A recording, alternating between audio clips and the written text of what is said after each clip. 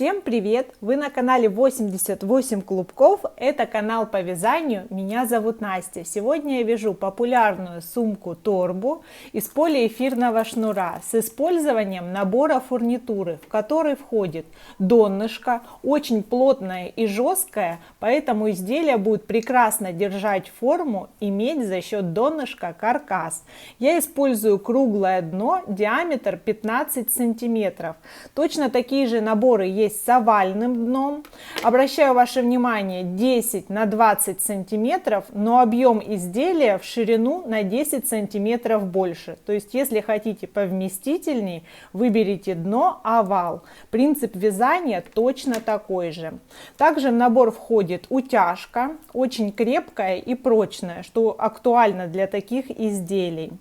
И плечевой ремень 120 сантиметров. Он на карабинах с готовыми кольцами для изделия. Вязать буду полиэфирным шнуром карамель. Мой цвет Мюнхен. Характеристики нити в 75 метрах 200 грамм. 80% полиэфир, 20 кашмелон. Вязать буду крючком 5 мм, как вспомогательный использовать 3,5 мм. У вспомогательного крючка головка должна свободно проходить в отверстие по фурнитуре.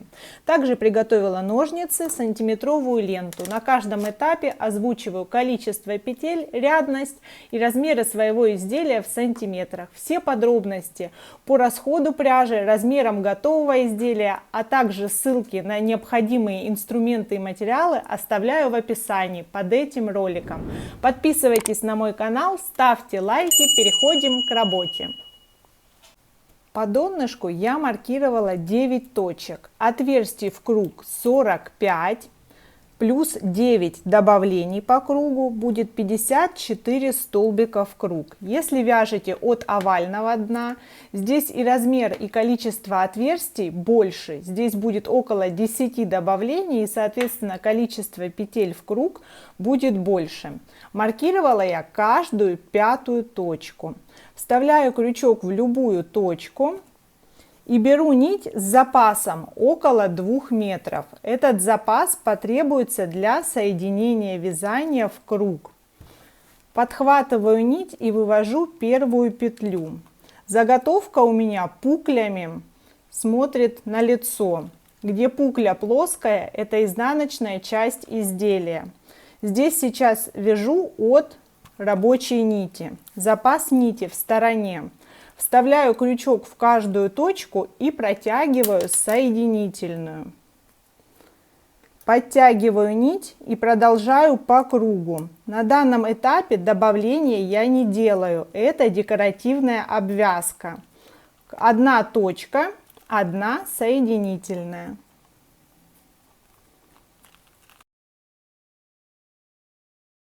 У меня последнее отверстие, вставляю в него крючок и подхватываю не рабочую нить, а нить, которую запасла для соединения. Вытягиваю ее в отверстие и протягиваю в петлю, вытягивая полностью. Далее вставляю крючок под первую петлю обвязки, увожу нить туда. И возвращаю в исходную точку, на изнанку, сюда. Все, эта нить снова остается в стороне. Продолжаю работу с помощью нити от клубка. Вставляю крючок мимо обвязки, подхватываю нить и провязываю столбик без накида. Столбик вытягиваю достаточно, несмотря на маленький размер крючка. Следующая точка и еще один столбик. Так далее по кругу. Провязываю по одному столбику в каждое отверстие. В маркированные отверстия провязываю сразу 2 столбика. Делаю добавление. И сюда же второй.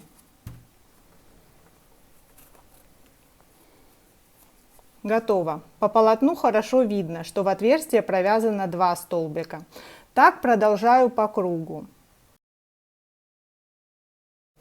У меня остается последняя точка. Вставляю крючок, подхватываю рабочую нить, но завершаю провязывание столбика с помощью запаса нити. Вытягиваю эту нить полностью, делаю соединение в первую кромочную косу этого ряда и возвращаю нить в исходную точку на изнанку.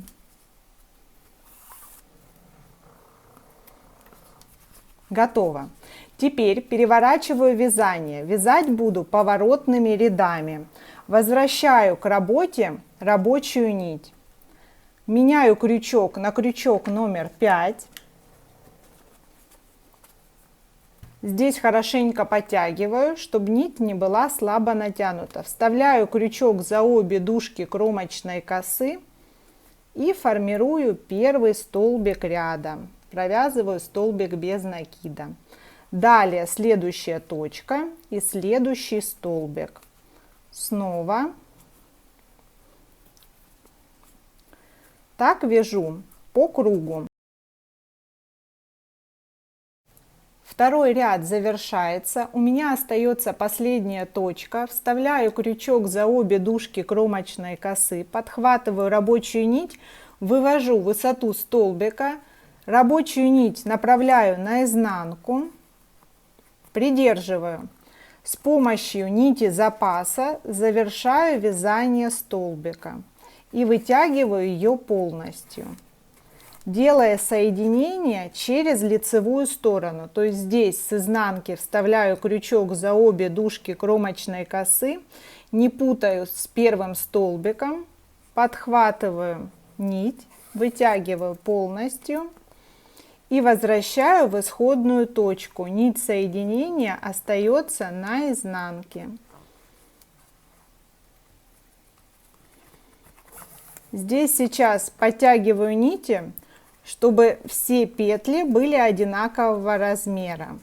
Переворачиваю вязание с помощью рабочей нити, вставляю крючок за обе дужки кромочной косы и формирую первый столбик третьего ряда.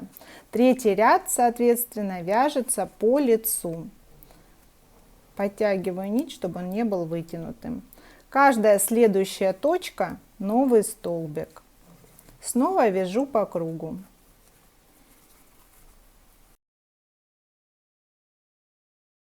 Еще раз соединение лицевого ряда. Последняя точка, вытягиваю столбик, нить в сторону, дополнительная нить, вытягиваю ее полностью и делаю соединение.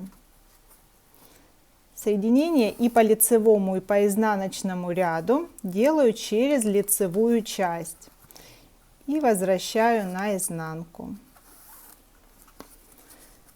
Точно так же соединение лицевого и изнаночного ряда немного отличаются.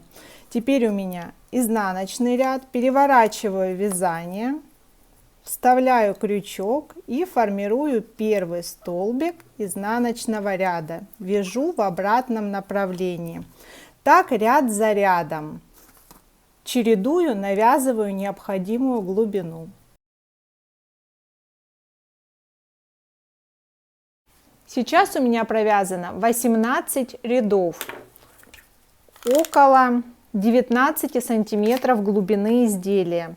Я вставила 8 маркеров. Это точки, куда будет продета утяжка. Здесь мне нужно будет провязать отверстие. 54 не делится ровно на 4, поэтому маркеры вставлены следующим образом. Я отцентровала донышко. Здесь у меня расстояние между маркированными точками 3 петли. Далее 1, 2, 3, 4, 5, 6, 7, 8, 9 петель здесь, здесь 9, здесь 9 и здесь 9. Соответственно, на противоположной стороне точно так же 3 петли. По боковым точкам по 2 петли между маркерами. В эти точки также привяжутся петли, в которые будет одеваться плечевой ремень. Я снимаю петли с карабинов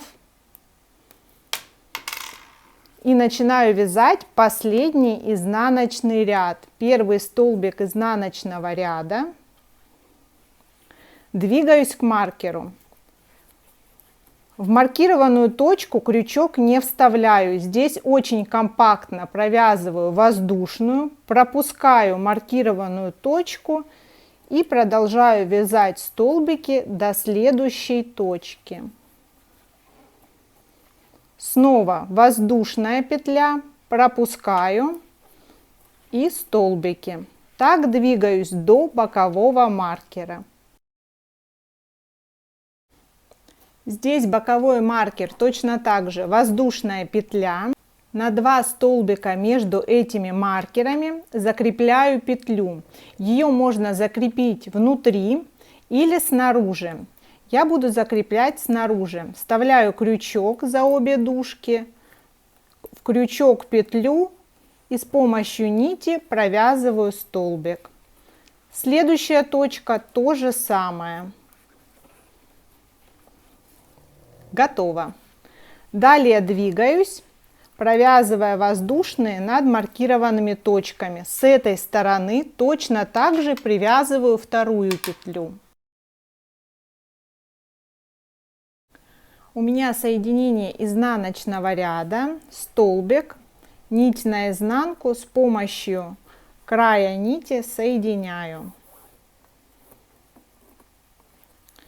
через лицо, снова наизнанку и в исходную точку.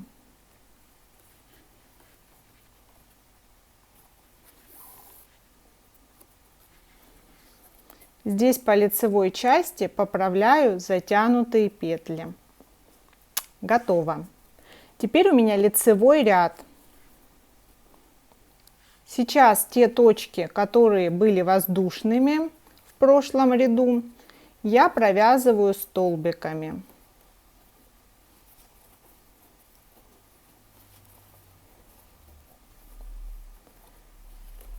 Первая точка.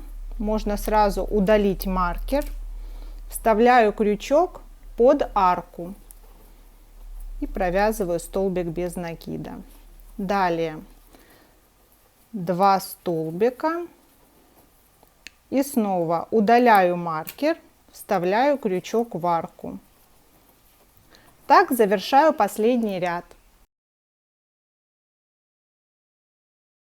Готово. В общей сложности провязано 20 рядов и где-то 21 сантиметр глубина. Вот мои центральные отверстия. Беру утяжку, удаляю с любой стороны ограничитель и вставляю ограничитель в намеченные отверстия поочередно. Туда-обратно, туда-обратно. Возвращаю ограничитель.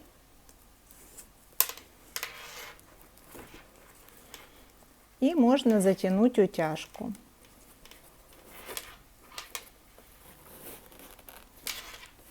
Вот такая аккуратная торбочка получилась. И возвращаю плечевой ремень с одной и с другой стороны. Сумочка очень простая, удобная, вместительная и стильная. Здорово будет смотреться также в монохроме, но особенно мне нравится сочетание цвета и фактуры. Здесь я использовала серый полиэфирный шнур. На очереди у меня изделие в трендовом цвете. Цвет шнура молодая вишня. Здорово смотрится с фурнитурой черного цвета.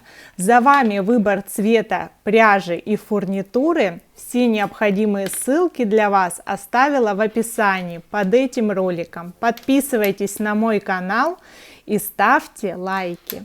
Всем пока!